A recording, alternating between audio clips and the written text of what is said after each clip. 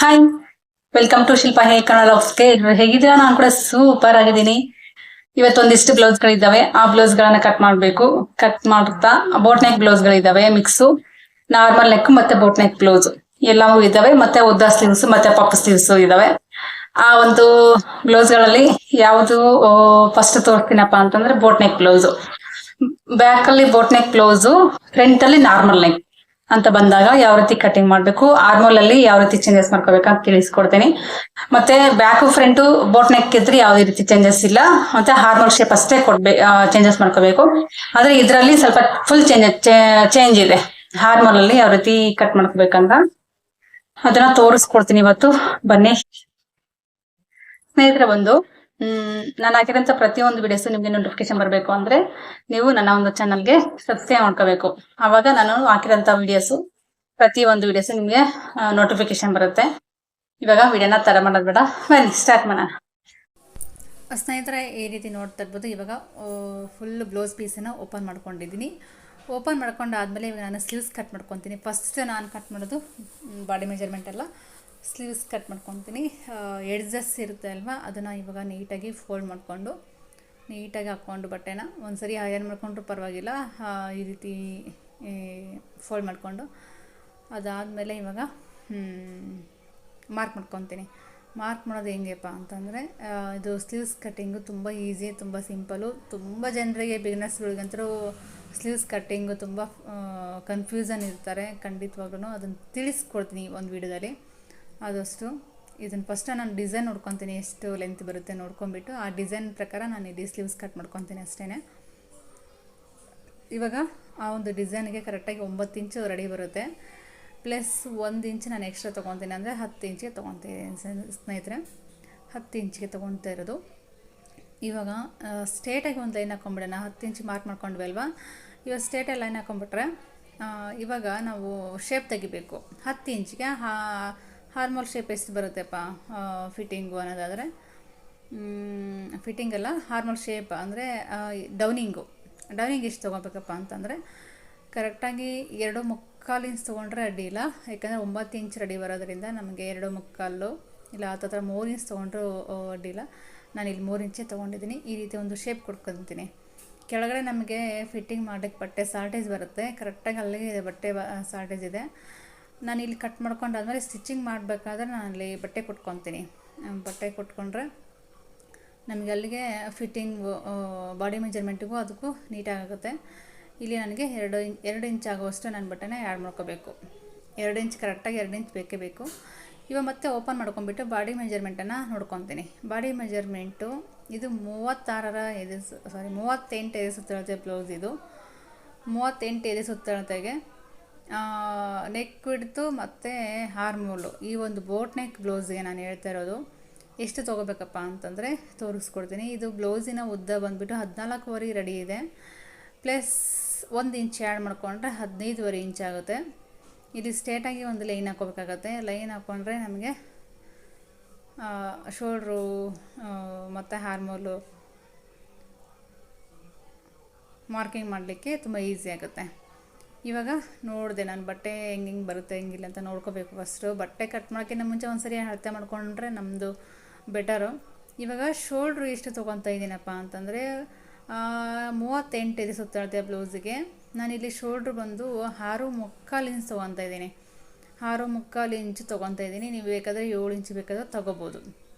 ಅವರವರ ಬಾಡಿ ಮೇಲೆ ಡಿಪೆಂಡ್ ಆಗಿರುತ್ತೆ. 6.25 ಆದರೆ ಸಾಕಾಗುತ್ತೆ, ಆರಾಮಾಗುತ್ತೆ. ಶೋಲ್ಡ್ರ್ ಬಂದು ಟೋಟಲ್ ಶೋಲ್ಡ್ರ್ ಬಂದು ಹಾರ್ಮೋಲ್ ಬಂದುಬಿಟ್ಟು 6.25 ತೊಗೊತಾ ಇದ್ದೀನಿ. ಇದನ್ನು ಕೂಡ ಸೇಮೇ 6.25 ತೊಗೊತಾ ಇದ್ದೀನಿ.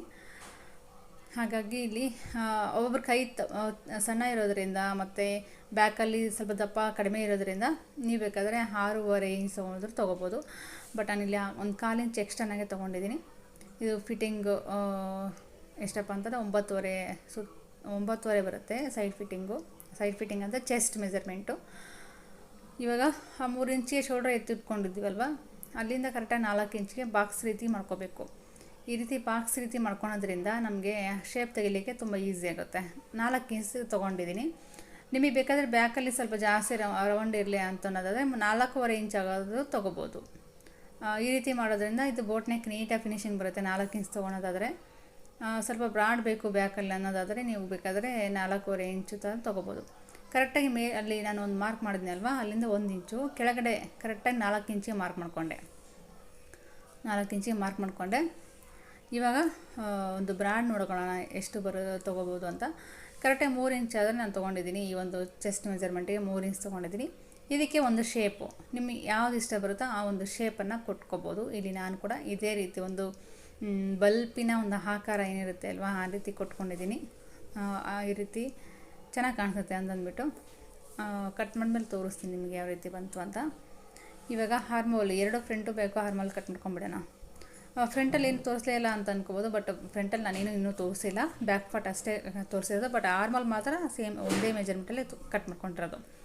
ಇವಾಗ ಸೊಂಟ ಅಂದರೆ ಬ್ಯಾಕ್ ಪಾರ್ಟ್ ಸೊಂಟ ಎಷ್ಟು ಬರುತ್ತಪ್ಪ ಅಂದರೆ 8 ಇಂಚು ಪ್ಲಸ್ 1 ಇಂಚ್ ಟಕ್ಸ್ ಪಾಯಿಂಟಿಗೆ ಪ್ಲಸ್ 2 ಇಂಚು ಮಾರ್ಜಿನಿಗೋಸ್ಕರ ಎತ್ತಿಟ್ಕೊಂಡಿದ್ದೀನಿ. ಇದಕ್ಕಿರುವಂಥ ಬಟ್ಟೆ ಕಟ್ ಮಾಡಿಕೊಂಡೆ. ಇವಾಗ ನೆಕ್ಕನ್ನು ನೀಟಾಗಿ ಆ ಒಂದು ಡ್ರಾ ಮಾಡ್ಕೊಂಡೆ ಅಲ್ವಾ, ಅದಕ್ಕೆ ಇವಾಗ ಒಂದು ಶೇಪ್ ರೀತಿಯಲ್ಲಿ ಕಟ್ ಮಾಡ್ಕೊಂಬಿಡೋಣ. ಈ ರೀತಿ ಕಟ್ ಮಾಡ್ಕೊಂಡ್ರೆ ತುಂಬ ಚೆನ್ನಾಗಿ ಕಾಣಿಸುತ್ತೆ. ಈ ಒಂದು ಶೇಪು ನೀಟಾಗಿ ಕಾಣಿಸುತ್ತೆ. ನೀವು ಮತ್ತು ಕ್ಯಾನ್ವಾಸನ್ನು ಹಾಕೊಂಡ್ಬಿಟ್ಟು ಸ್ಟಿಚ್ ಮಾಡೋದ್ರಿಂದ ತುಂಬ ಚೆನ್ನಾಗಿ ಕಾಣಿಸುತ್ತೆ. ತುಂಬ ನೀಟಾಗಿ ಅಂದರೆ ಫಿನಿಶಿಂಗ್ ಕೂಡ ತುಂಬ ಚೆನ್ನಾಗಿ ಕಾಣಿಸುತ್ತೆ. ಇವಾಗ ಈ ರೀತಿ ಶೋಲ್ಡ್ರು ಎಲ್ಲ ಕಟ್ ಮಾಡಿಕೊಂಡು ಮತ್ತು ಫ್ರಂಟಲ್ಲಿ ಅಲ್ಲಿ ಕೂಡ ಚೇಂಜಸ್ ಮಾಡ್ಕೋಬೇಕಂತ ಹೇಳಿದ್ನಲ್ವ, ಬನ್ನಿ ಇವಾಗ ಅದನ್ನು ತಿಳಿಸ್ಕೊಡ್ತೀನಿ.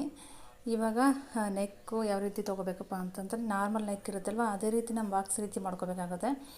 ಆದರೆ ಈ ರೀತಿ ಬಾಕ್ಸ್ ರೀತಿ ಹಾಕ್ಕೊಂಡಾದ್ಮೇಲೆ ನಾವು ಆ ಬಾಕ್ಸ್ ರೀತಿ ಮಾಡ್ಕೊಂಡಾದ್ಮೇಲೆ ಅಲ್ಲಿ ನಾವು ಕರ್ವ್ ಶೇಪ್ ಕೊಡ್ತೀವಲ್ವ, ಅಲ್ಲಿ ಸ್ವಲ್ಪ ನೋಡ್ಕೊಂಬಿಟ್ಟು ಕರ್ವ್ ಶೇಪ್ ಕೊಡಬೇಕಾಗತ್ತೆ.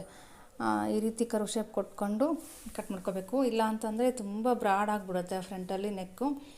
ಈ ರೀತಿ ಮಾಡ್ಕೊಂಡಾದ್ಮೇಲೆ ಇಲ್ಲೇ ಹಾರ್ಮೋಲ್ ಹತ್ರ ನಾನು ಹೇಳಿದ್ನಲ್ವ ಚೇಂಜಸ್ ಮಾಡ್ಕೋಬೇಕು ಅಂತ. ಇನ್ನೊಂದ್ಸರಿ ಚೆಕ್ ಮಾಡಿಕೊಂಡೆ ಕರೆಕ್ಟಾಗಿ ಅಲ್ಲಿಗೆ ಬರುತ್ತೆ. ಒಂಚೂರು ಕೂಡ ಕಡಿಮೆ ಏನು ಹೆಚ್ಚಿಗೆ ಅಂತೂ ಇಲ್ಲೇ ಇಲ್ಲ. ಅಳತೆ ಬ್ಲೌಸಲ್ಲಿ ಏನಿದೆ ಆ ಒಂದು ಅಷ್ಟಕ್ಕೆ ಇದೆ ಸ್ನೇಹಿತರೆ. ಕೆಳಗಡೆ ಇರಲಿ.